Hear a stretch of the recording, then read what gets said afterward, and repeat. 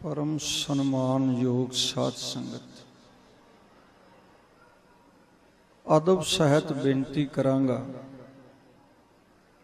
थोड़े समय का बहुता लाहा खट्टण का यत्न करिए। सारे करो कृपा, लवाओ हाजरी, बुलाओ फतेह। वाहिगुरु जी का खालसा, वाहिगुरु जी की फतेह। सिफत खजाना बख्श है, जिस बख्शे सो खर्चे खाए। सतगुरु बिन हाथ ना आवई, सब थके कर्म कमाए। विषय नूं ध्यान विच रखना। 10 मिनट इहदे ते आपां विचार करना, फिर पंक्तियां सुन लेना। सिफत खजाना बख्श है, जिस बख्शे सो खर्चे खाए। सतगुरु बिन हाथ ना आवई, सब थके कर्म कमाए। परमेश्वर दी सिफत सलाह की है, खजाना किवें मिलदी है? गुरु परमेश्वर दी बख्शिश सदका। ये खजाना गुरु दी कृपा नाल मिलदा है, परमेश्वर दी बख्शिश नाल मिलदा है। ते करना की है? कहन लगे रब्बी प्यार वाले भगत जन सेवक जन इस खजाने नूं खांदे ने ते खर्चदे ने। मैं इत्थे एक भाई साहब भाई गुरदास जी का बोल तुहाडे नाल साझा करना चाहना, थोड़ी जी तवज्जो दिओ। कहन लगे सिद्धांत है किरसानी दा कि हल कोई वांदा है, बीजदा कोई है, राखी कोई करदा है, वढ़दा कोई है, वेचदा कोई है। ते कहन लगे पता ही नहीं लगता खा के ने लेना, खा के ने लेना। को हर जोरे बोवै। कहन लगे कोई हल जोतदा है, कोई बीजदा है, को राखै लुणै कोई राखी करदा ते वढ़दा कोई है। जानियो ना जाए। कहन लगे ये गल ते जानी नहीं जा सकती। पूछे की नहीं जानिया जा सकता? कहन लगे खाए पे कौन अंत आए को। अखीर ते पता नहीं खाना किने, किहदे मुख विच जाना है वो अनाज। पर जिहड़ा परमार्थ दा सिद्धांत है वो ये है कि बीजना भी आप है, वढ़ना भी आप है, ते खाना भी आप है। ये सिद्धांत है परमार्थ दा।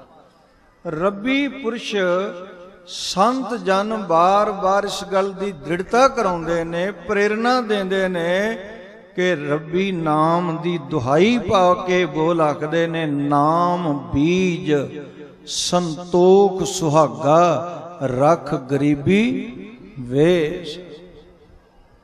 परम सत्कारयोग महापुरुख महामंडलेश्वर स्वामी शांतानंद जी महाराज वो भी संगत विच पहुंचे ने। और परम पूज बाबा सरबजोत सिंह जी बेदी साहब जदों भी जाना इन्हां ने समागम ते याद करना ते कहना ज्ञानी जी मैं सामने बैठ के सुनना। इन्ना अदब देना, इन्ना प्यार देना, इन्ना सत्कार देना, इन्नियां असीसां देनियां।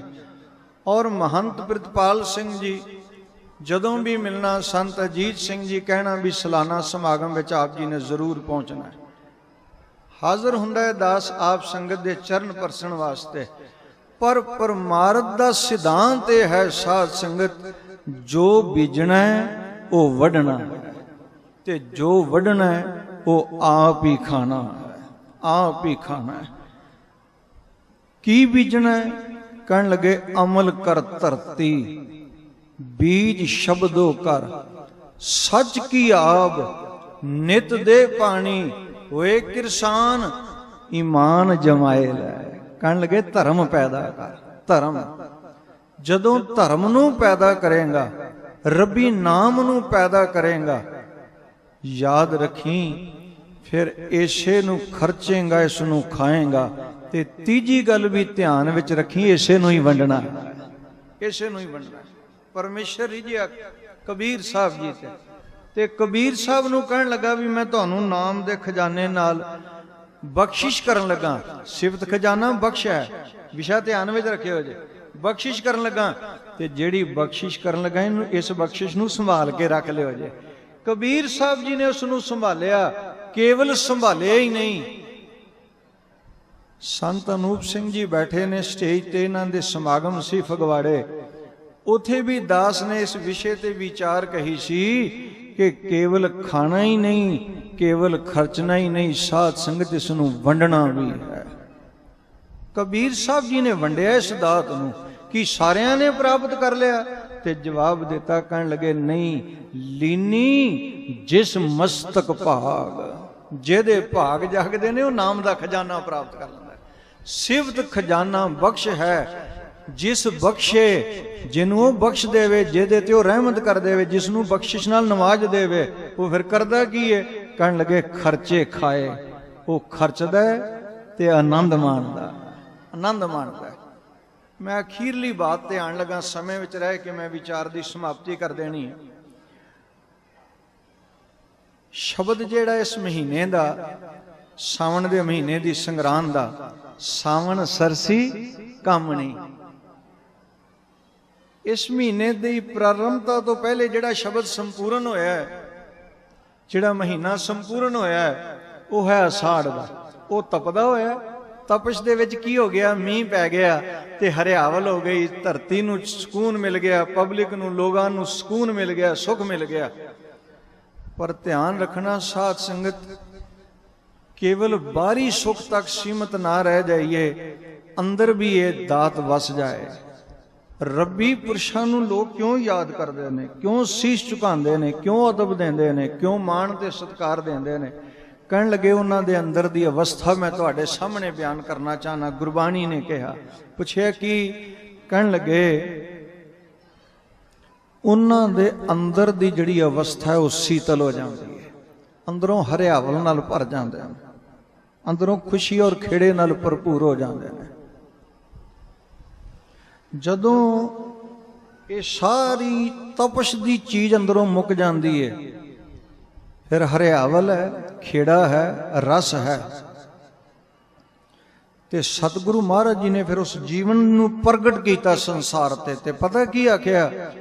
कहन लगे तन मन शीतल अग्न निवारी आनंद रूप। किहो जिहा रूप संसार विच प्रगट होया? कहन लगे आनंद रूप प्रगट संसारी, संसार विच आनंद रूप प्रगट हो गया। अखीरली बात ध्यान विच रखियो जे, जदों गुरु किरपा करदा है, नाम दी बख्शिश नाल नवाज देंदा है, व्यक्ति ये खांदा है, खर्चदा है ते वंडदा है। माघ मज्जन संग साधुआं धूड़ी कर इशनान, हर का नाम ध्याए सुन सबना नो कर दान। मैं हर वारी बेनती करदा, तुसीं भुल जांदे हो भी कथा रल के ही करनी आपां साध संगत। सबना नो कर, फिर तुसीं प्रमाण पूरा नहीं करते, सबना नो कर दान। वंड इस खजाने, इस खजाने जदों नाम नाल नवाजिया जाए ना, ते दो काम करी, एक संगत विच जुड़ी ते एक नाम दा रस माणी। एक सज्जन आया, उन्हें पूछया सतगुरु जी नाम नहीं रस दे देना, फिर संगत कादे लई करनी है? संगत कादे लई करनी? आपां संगत विच बैठे हैं, जे नाम नहीं रस देना है, पार उतारा कर देना है, फिर संगत कादे लई करनी है? कहन लगे पुरखा संगत करनी बहुत जरूरी है। पूछया क्यों जरूरी है? कहन लगे ये दस तू काम की करदा है? कहन लगा जी मैं वैद हाँ, मैं वैद हाँ। सतगुरु कहन लगे अच्छा पुरखा बहुत चंगी गल है, तू वैद है, तू वैद है जी? वैद हाँ। कहन लगे जदों कोई रोगी तुहाडे पास आवे फिर करदे की हो? कहन लगे ओदी नबज वेख के रोग नूं पछाण लैंदे। अच्छा रोग नूं पछाण लैंदे हो, बस फिर रोगी ठीक हो जांदा? कहन लगा नहीं फिर दवाई देने आ। दवाई नाल की हुंदा है? कहन लगे जदों रोग दी पछाण आ गई, दवाई दा बोध हो गया, दवाई दित्ती, रोगी व्यक्ति अरोग हो जांदा। ते सतगुरु ने पूछया रोग ठीक किहने कीता? कहंदा जी दवाई ने। कहन लगे जे दवाई नहीं ठीक करना फिर डॉक्टर कोल जाण दी की जरूरत है? जिस तरह दवाई तो पहले डॉक्टर कोल जाण दी जरूरत है, इस तरह रब्बी नाम विच जुड़न तो पहले संगत विच जाण दी जरूरत है। संगत विच जाके निमरता सिख, जाच सिख, दीनता सिख, प्यार सिख, हलीमी सिख, मस्कीनता सिख।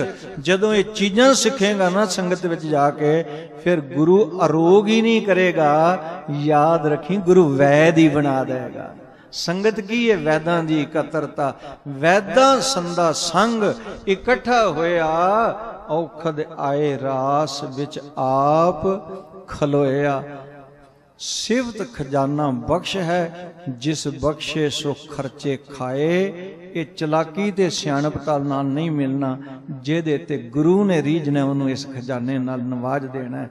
सतगुर बिन हाथ ना आवई, सब थके कर्म कमाए। नाम अमोलक रतन है, पूरे सतगुरु पास। सतगुरु सेवे लग्या, कड रतन देवे प्रगास। इतने बचन प्रवान करने, हुईयां भुलां दी खिमा। सतगुरु कृपा करन, सबना दी सेवा हाजरी दर प्रवान। सबना नू रहमत नाल नवाजन। परम सत्कारयोग महंत साहब महंत प्रितपाल सिंह जी, संत अजीत सिंह जी और सारे सेवा करने वालियां दा धन्नवाद। होइयां भुलां दी खिमा करो कृपा, लवाओ हाजरी, बुलाओ फतेह। वाहिगुरु जी का खालसा, वाहिगुरु जी